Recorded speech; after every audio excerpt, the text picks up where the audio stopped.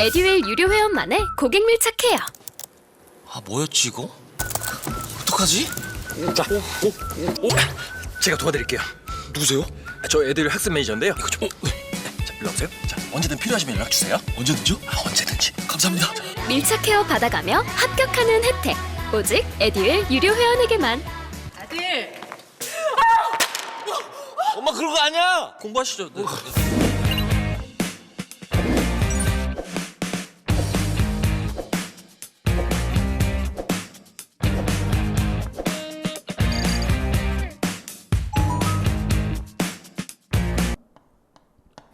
자, 3번은 은행에서 현금 5만 원을 차입하기로 약속하다. 아직 차입 안 했잖아요. 약속만 했잖아요. 그죠? 그러니까 거래가 안 된 거야, 아직. 그럼 언제 거래돼요? 가서 돈 빌려오면 거래가 되는 거죠. 이건 거래 아닙니다. 거래 아니면 분개해야 하네? 안 합니다. 분개 안 합니다. 자, 그 다음 4번. 4번에 재산세 5만 원의 납부 통지를 받다. 이거 거래가 되잖아요. 재산세 납부 통지를 받으면 세금 내야 돼요. 비용이 발생하는 거예요. 거래가 됩니다. 그럼 이걸 뭐라고 하느냐? 이런 비용을 세금과 공과 그래요. 세금과 공과 또는 뭐 재산세 얼마? 5만 원이 나갔어요. 비용이 발생한 거야. 근데 냈어 안 냈어? 아직 안 냈거든요. 내야 되죠? 그러면 내야 될 의무가 생겼으니까 회사 입장에서는 부채가 늘은 거예요. 부채가 늘은 거예요. 이걸 뭐라고 하느냐면 미지급 세금과 공과 5만 원. 그럼 이 미지급 세금과 공과는 부채가 되는 거예요. 부채. 이렇게 분개를 해준다는 거죠. 요건 비용, 요거는 부채. 비용이 생기면서 부채가 늘어난 거죠. 아직 안 냈으니까. 이렇게 했다가 나중에 뭐 되면 일주일 뒤에 납부하면 현금으로 냈다. 고지서를 가지고 가서 은행 가서 현금 납부했다. 그러면 또 거래가 또 생기죠. 어떻게 생길까요? 현금이라는 금액이 나가죠. 현금은 나갔어요. 대변에 현금 얼마가 5만 원. 그럼 차변에는 나간 거는 현금이 나갔지만 차변에 들어온 건 없어요. 들어온 건 없지만 뭐 이 부채를 뭐 한 거예요? 부채를 상환, 갚았다는 거죠. 그게 애가 없어지는 겁니다. 그래서 차변에는 미지급 세금과 공과 5만 원 이렇게 분개되는 거죠. 그러면 어떻게 될까요? 이게 분개되면 얘하고 얘가 상계돼서 없어진다면 차대변이 없어지면 결국 재산세를 현금으로 납부한 게 되는 거예요. 그래서 이렇게 분개해 줘야 됩니다. 자, 그 다음 5번입니다. 5번에 자, 전기요금 5만 원의 납부 통지를 받다. 이건 거래가 안 된다 그랬잖아요. 전기요금 5만 원의 납부 통지를 받았다. 이건 거래 아니에요. 그럼 얘는 언제 거래돼? 얘는 뭐라 그랬어요, 제가? 전기를 우리가 사용할 당시 거래가 이루어진 거예요. 그게 미지급금이라는 거예요. 미지급한 거죠. 전기를 사용하면서 우리는 이미 전기를 사용해서 효익을 얻었잖아요. 언제? 전기를 사용할 당시에 효익은 얻었어. 근데 그로 인한 돈은 아직 지출 안 됐잖아요. 그거를 고지서가 나왔을 때 갚는 거죠. 예, 그렇게 보시면 됩니다. 그래서 그 정도만 알고 계시면 될 것 같아요. 자, 그 다음 6번. 6번은 자, 현금 5만 원을 분실하다. 거래죠. 현금 5만 원을 분실하면 나갔어. 뭐가 나갔어요? 현금이 나갔어요. 대변에 현금이라는 자산이 5만 원이 나갔어요. 예, 이걸 뭐라고 하느냐면 잡손실 그럽니다. 분실했으니까 잡손실. 예, 손해본 거죠. 잡손실이라고 분개합니다. 7번은 자, 월급 5만 원씩 지급하기로 하고 격리사원을 채용했다. 거래 안 되죠? 예, 격리사원을 채용하는 건 거래가 안 된다 그랬어요. 자, 8번에 한국상점으로부터 컴퓨터 한 대를 기증받았다. 거래입니다. 기증받은 건 뭐야? 공짜로 받았다는 거잖아요. 이거 거래가 되죠. 거래가 되면 분개해야죠. 자, 분개하면 들어온 게 뭡니까? 컴퓨터가 들어왔잖아요. 근데 여기다 컴퓨터 그러면 안 되거든요. 컴퓨터가 들어와서 컴퓨터를 쓰는 이름이 있어요. 예? 이걸 직기 비품 그럽니다. 그래서 그냥 우리는 비품이라 그래요. 비품. 얼마? 5만 원. 자, 그런데 돈 나간 건 하나도 없잖아요. 내가 그냥 공짜로 받은 거잖아요. 돈 나가지 않았죠? 이걸 뭐라고 하느냐? 이것을 자산, 수중이익. 다시 뭐라고요? 자산, 이게 자산이잖아요. 수중, 수중이라는 얘기는 증여받았다. 공짜로 무상으로 받았다. 대가 죽은 거 없다. 수중이익 그럽니다. 그래서 이 자산 수중이익은 수익이에요. 수익. 수익이 되는 겁니다. 자, 그 다음 9번. 자, 9번에 점포 30평을 월세 5만 원 조건으로 계약을 하다. 거래 안 되죠? 계약하는 건 거래 안 됩니다. 자, 10번. 토지 10만 원을 차입금 5만 원에 담보로 제공했다. 이거 담보 제공하는 거 거래 안 되죠. 그죠? 담보 제공하는 것도 거래 안 된다 그랬잖아요. 그죠? 토지를 제공하고 돈을 빌린다는 거야. 예. 이해갔죠? 그러면 이거 5만 원 차입한 거냐? 아니요. 차입하기 위해서 담보 제공했다는 거야. 아직 돈은 빌린 거 아닙니다. 그럼 나중에 이제 돈 빌리게 되겠죠? 예. 그래서 이거는 거래가 안 됩니다. 담보 제공하는 건 거래 아니다. 자, 그래서 거래가 되는 것과 거래가 안 되는 거 이걸 꼭 알아야 되고요. 자, 그다음 두 번째. 자, 요거 다음에 이제 2번입니다.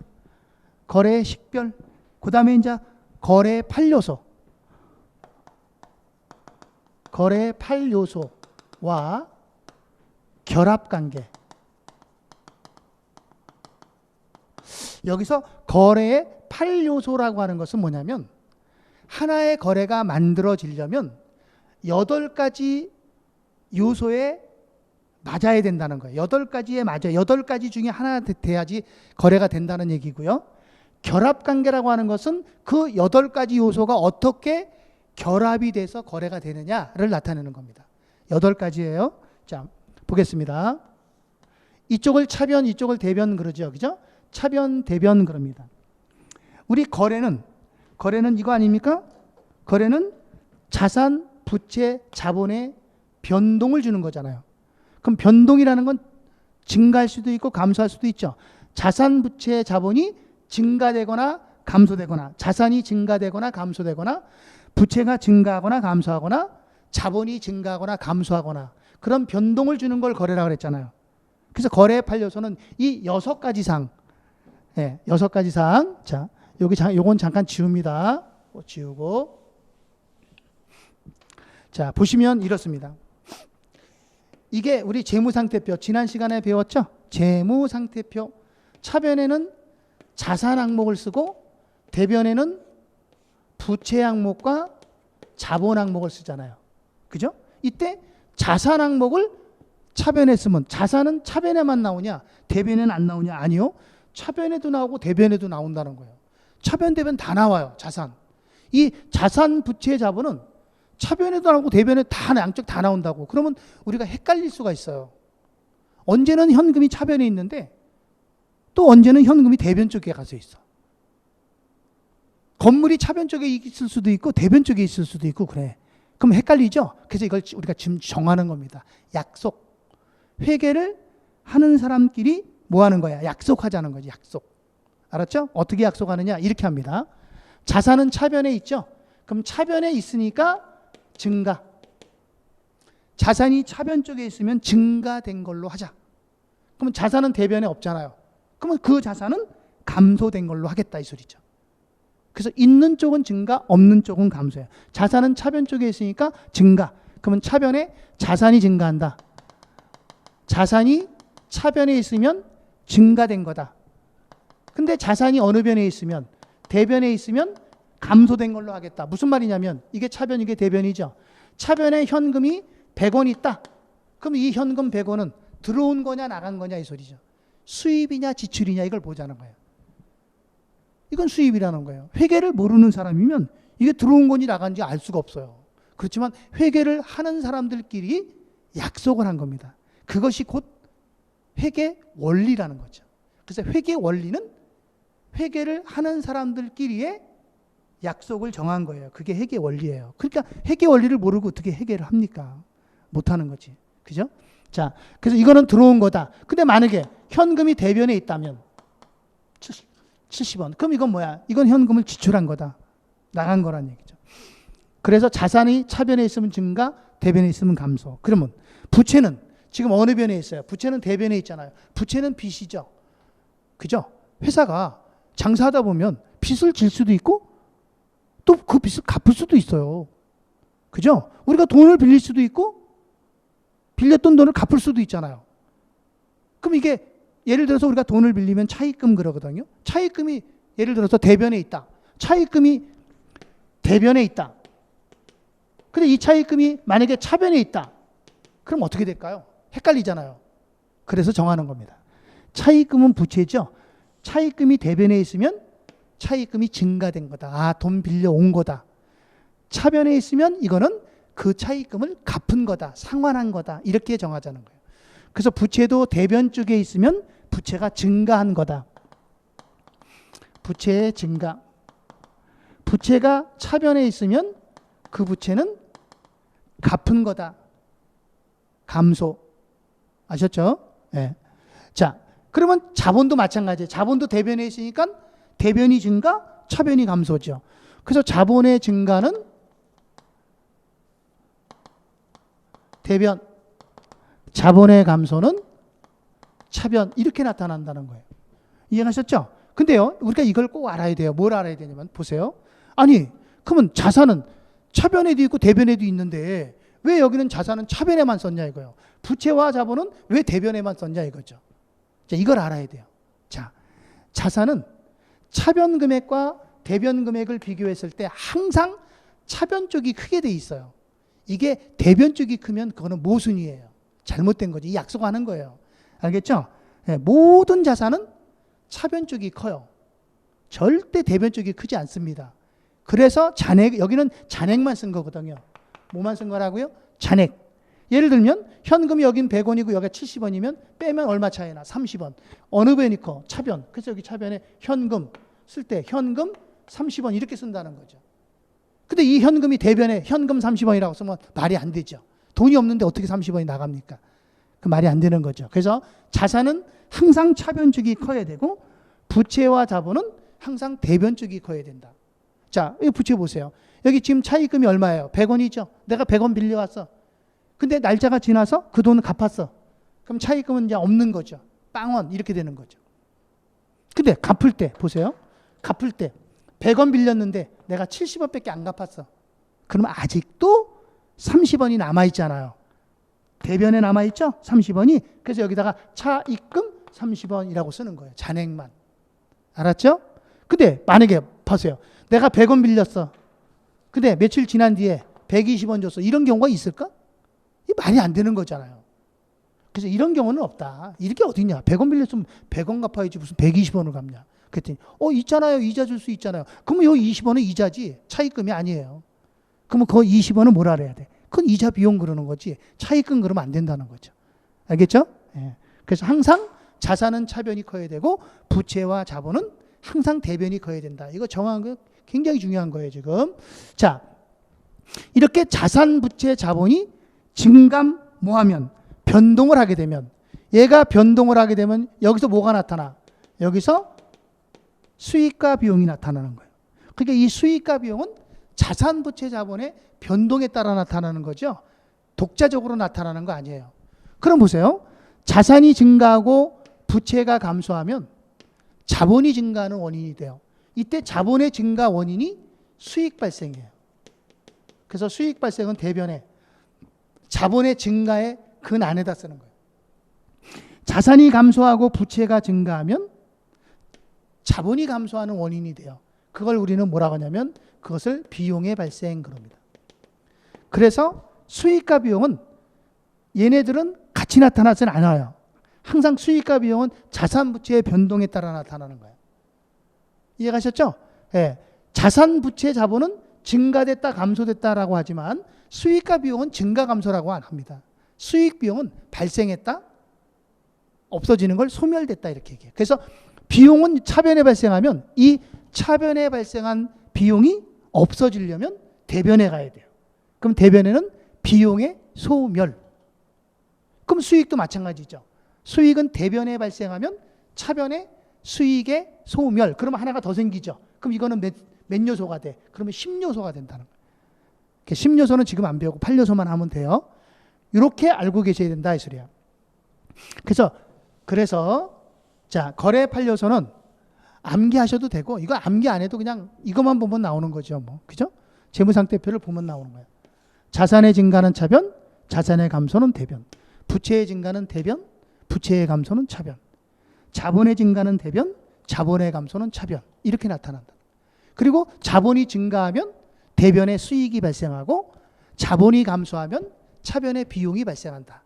그래서 8가지 요소다.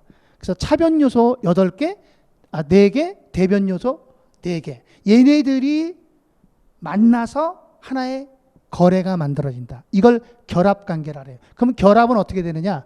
차변 요소 하나 이상과 대변 요소 하나 이상이 만나야 돼요. 차변 요소 하나 이상과 대변 요소 하나 이상이 만났을 때 하나의 거래가 만들어집니다. 하나 이상이라 그랬어요. 그러니까 차변끼리 혹은 대변끼리 거래가 이루어지지 않습니다. 알았죠? 그건 안 됩니다. 차변과 대변이 만나는 거야. 그게 결합이야. 결합은 뭐야? 합쳐진다는 거 아닙니까? 그래서 자산의 증가와 결합될 수 있는 것은 얘네들입니다. 자산의 감소와 결합할 수 있는 건 얘네 넷이죠. 이해가셨죠? 그렇게 결합이 되는 거지. 얘하고 얘가 결합된다. 그건 안 되는 거예요. 말이 안 된다는 거예요. 얘하고 얘가 결합한다. 안 됩니다. 그러나 차변에 요 두 놈하고 요 놈 한 놈하고 여기는 2개고 얘는 하나다. 결합 가능합니다. 하나 이상이라 그랬으니까 하나하나도 되지만 둘둘도 돼요. 둘둘 만났다. 이렇게 만나는 건 뭐야? 이건 쌍쌍이 만나는 거잖아요. 둘둘 이렇게 가능합니다. 예. 자, 얘하고 만날 수 있는 건 얘네 넷입니다. 얘하고 만날 수 있는 건 얘네 넷입니다. 이렇게 보시면 돼요. 아셨죠? 근데요, 안 되는 게 있어요. 뭐가 있냐면 비용의 발생과 수익의 발생은 둘이는 못 만납니다. 얘네 둘이는 결합이 안 됩니다. 항상 수익과 비용은 자산 부채의 증감으로 인해서 생기는 거라. 얘네 둘이는 결합이 안 돼. 예를 들면 보세요. 자, 상품 10,000원을 매출하고 팔고 현금을 받다 그랬어요. 거래가 됐죠? 그럼 이거 분개 한번 해볼까요? 상품을 팔았어. 그러면 상품이라는 자산이 10,000원 나갔어요. 그리고 현금 받았으니까 현금이라는 자산이 10,000원 들어왔어요. 이게 분개죠. 그럼 이거 결합관계를 표시해라 그러면 현금은 자산이잖아요. 자산이 차변에 있으면 증가죠. 그러니까 얘는 자산이 증가된 거고 상품이 대변에 있어요. 상품도 자산이죠. 그럼 자산이 뭐 된 거예요? 감소된 거죠. 자산의 감소. 그러니까 이 거래는 자산의 증가와 자산의 감소가 만난 거래다. 자, 거래가 성립됩니까? 안 됩니까? 됩니다. 이렇게 하는 거예요. 다시 하나 더 합니다. 상품 10,000원을 외상으로 매입했다. 그럼 이게 거래가 되느냐? 되죠. 상품 10,000원을 외상으로 매입했으니까 매입은 산 거죠. 그러면 차변에 상품이 10,000원이 들어옵니다. 상품을 매입했으니까. 근데 돈은 안 줬어요. 돈 줘야 되는데 안 줬다는 거죠. 나간 건 없어요. 그렇지만 지금 나간 건 없지만 앞으로 나가야 되잖아요. 그게 이게 부채가 되는 거죠. 그런 부채를 뭐라고 하느냐면 외상, 매입금 이렇게 분개를 하게 되는 거죠. 그러면 상품은 자산이야. 자산의 증가, 차변에 있으니까 외상, 매입금은 부채야. 그럼 부채가 대변에 있으면 뭐예요? 부채가 증가한 거죠. 그러니까 자산의 증가와 부채의 증가가 결합한 거예요. 이해갔죠? 예, 결합되죠? 자, 근데 만약에 이렇게 나왔다고. 자, 하나 더 합니다. 마지막이에요. 상품 10,000원을 매입하고 대금은 현금으로 받다. 한번 해봐요. 상품 10,000원을 매입하고 그럼 매입했으니까 차변에 상품이 10,000원 들어오겠죠? 그리고 대금은 현금으로 받다. 그럼 현금을 받았으면 현금도 10,000원 들어오잖아. 받았으니까. 그러면 차변에만 있고 대변에 아예 없잖아. 이게 되느냐고. 말이 안 되는 거죠. 그래서 그거는 거래가 안 되는 거예요. 말이 안 되는 거. 모순이 생긴 거잖아요. 그래서 하나의 거래가 만들어지는 거는요. 항상 차변 요소와 대변 요소가 결합했을 때 만들어진다는 거죠. 알겠죠? 네. 자, 그 다음 세 번째. 거래 종류. 자, 우리 거래의 종류는 여러 가지 거래가 있어요. 거래 종류는 여러 가지가 있는데 이제 중요한 건 뭐가 중요하냐면 중요한 거는 손익 발생 여부에 따라 손익 발생